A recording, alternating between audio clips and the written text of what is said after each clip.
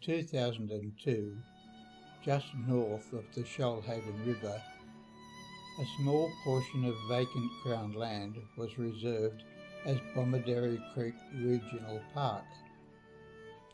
At just 82 hectares, the park might easily be dismissed in terms of a significant nature conservation value.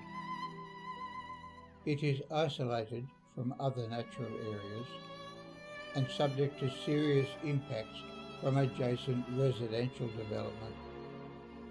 Weeds and garden escapes, polluted runoff, uncontrolled cats and dogs all create adverse impacts. Notwithstanding those issues, the reserve provides space for quite a number of threatened and vulnerable species. On the northern side is a very pleasant picnic area and a number of lookout areas and walking tracks, accessible from Nerang Road, where there is a small parking area. Access from the southern side at North Nowra is from Falcon Crescent. You have to park by a locked gate and walk along a 500-metre fire trail through dry woodland before you get to the proper walking track. On the northern side, however, there are picnic shelters, a barbecue facility and toilets. The gorge is very close by, which provides a sense of isolation from nearby urban development. It is flanked by cliffs and features huge slabs of fallen rock, overhangs, pools, cascades and moist forest. A large number of shallow caves and overhangs are readily accessible from the Mossy Gully walking track. The track follows the creek downstream and provides easy walking past many shallow overhangs. Near the beginning of Mossy Gully, there is a fine, high-level bridge across the creek, providing access to the walking tracks on the southern side. The many overhangs provided shelter for the Aboriginal people, who still have strong cultural links with the area. Above the gorge, dry sandstone flora dominates, but the gorge has 4 moist forest communities. There is warm, temperate rainforest dominated by cachewood.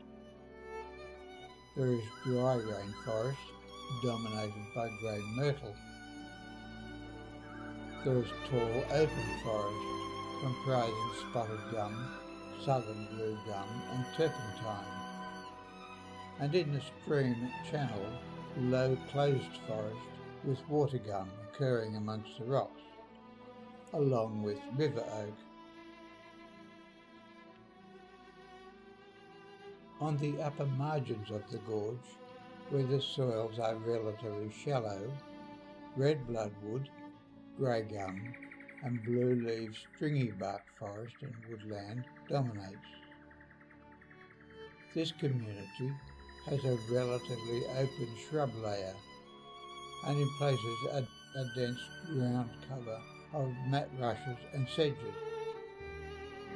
It is the primary habitat for the rare and threatened plant species found within the park, including the endangered Bomaderry zairia and the vulnerable albatross mallee and other plants.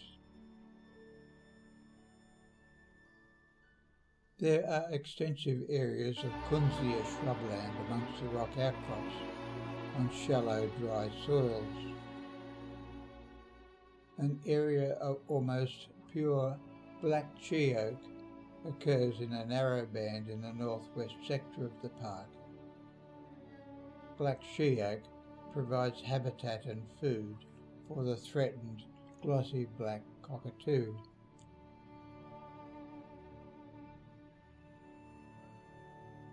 Within and adjacent to the above community are areas of kunzea shrubland and wet sedgeland.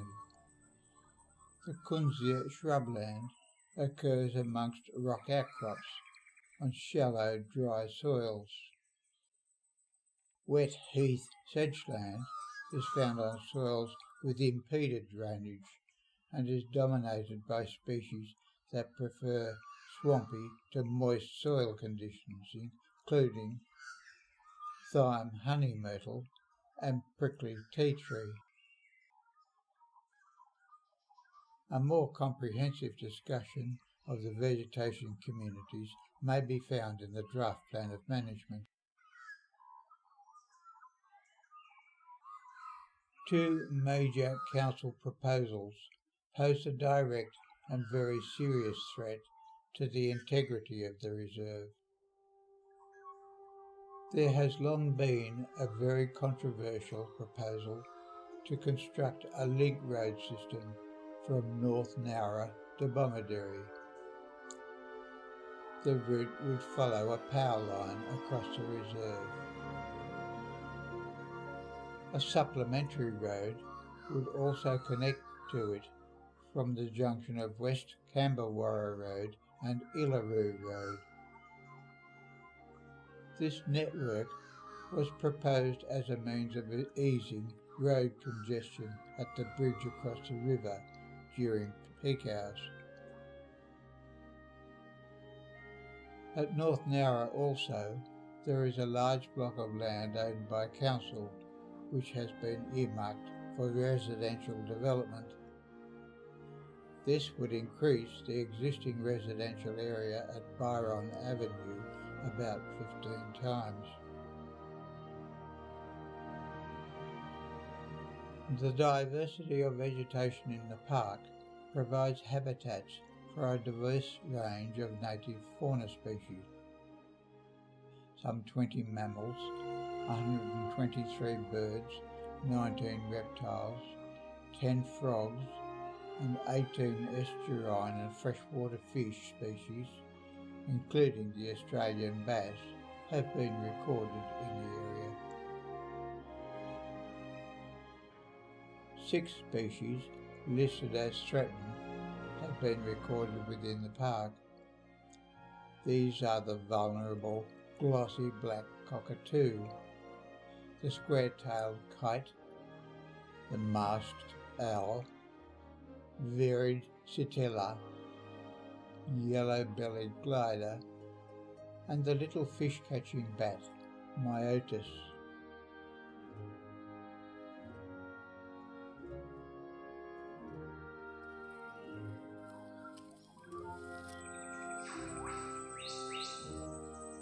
Several additional threatened species have been recorded close to the park and are likely to occur within it. Of course, many of our favourites are also present, like the eastern spinebill.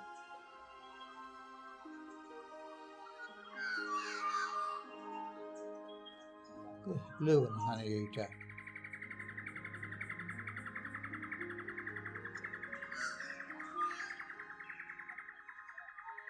and the little wattlebird. You will probably see magpies, which are often there, and you may also hear the melodious calls of the grey butcherbird. And of course, during the early summer, we always hear the channelbill cuckoo and the cowell. Both are parasitic and come from the far north. The channelbill usually leaves its egg or eggs in the nest of a currawong, replaces the owner's eggs so that the number is not altered. Usually there is only one, which disposes of its legitimate nest mates, but up to 4 have been recorded, which must be a huge burden on the foster parents. The cowell parasitizes little wattlebirds, and its chick too is a huge burden on the foster parents, since it is much larger and has an insatiable appetite.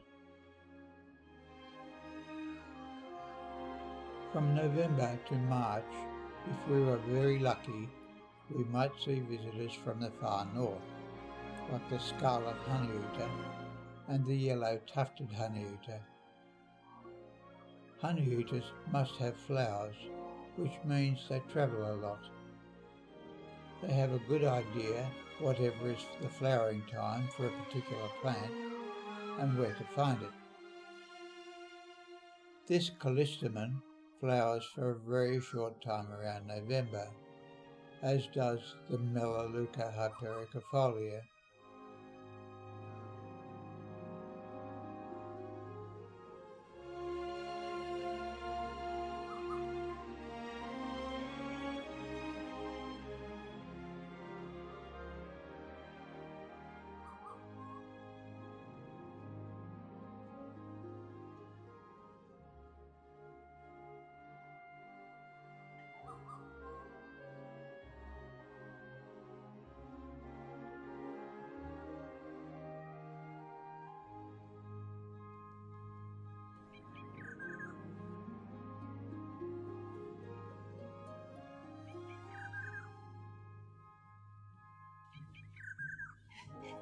Some Banksias, like Spinulosa, flower from about March to May, whereas the old man Banksia flowers from December to about February. Nectar-bearing flowers also attract many insects, so the flowering times for eucalypts and angophorus is also very important, because the nectar-feeding birds are usually also avid insect eaters. Other important flowers include Lambertia, which flowers from about September to November. The brown cuckoo dove is relatively common and nests during November, about 4 metres from the ground. It prefers moist forest areas and likes to nest in thick, luxuriant foliage.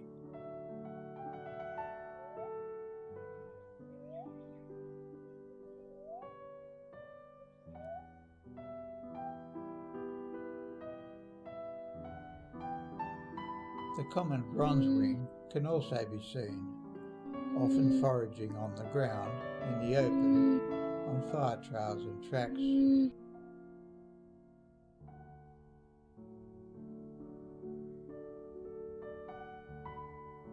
If you have very keen eyesight from September to November, you might find the nest of a grey fantail.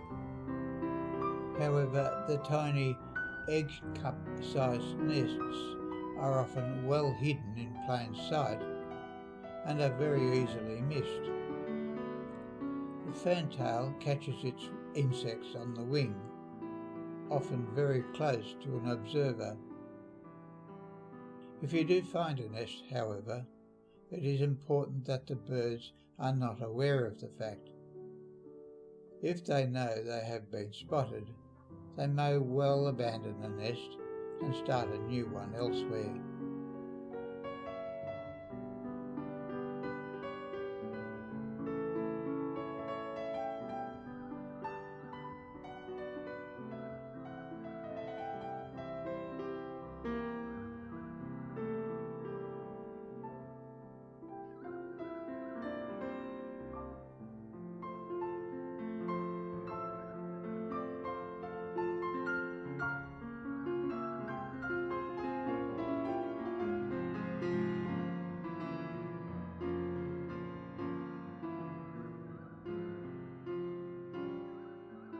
In the summer, from November to March, if you are extraordinarily lucky, you may see the rufous fantail visiting from the far north.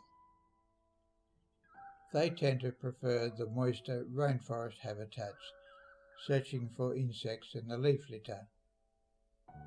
Again, Be extremely careful not to disturb nesting birds. Around moist rocky areas is where you might see the white-browed scrub wren. It makes a bulky, dome-shaped nest suspended from impossibly thin twigs, usually only a couple of metres from the ground. To see the bird entering or leaving the nest, you have to be prepared to sit still and quiet for very long periods. When it happens, it is so quick, if you blink, you'll miss it. Other possibles are olive-backed orioles, which seem to favour locations on the edges of suburbia, and bowerbirds, which also regularly visit suburbia.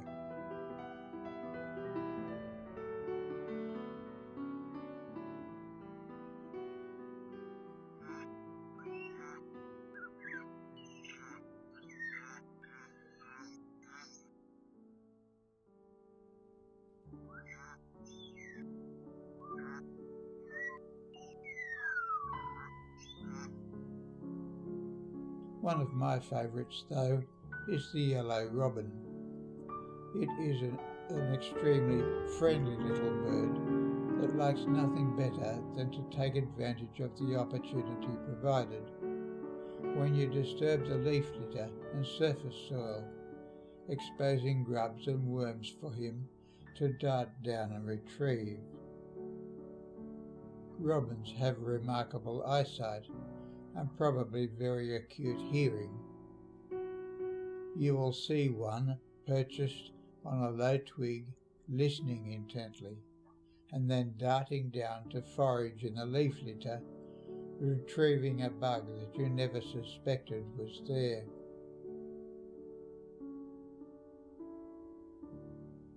If you want to see birds at Bomaderry Creek, you don't have to walk for miles along the tracks.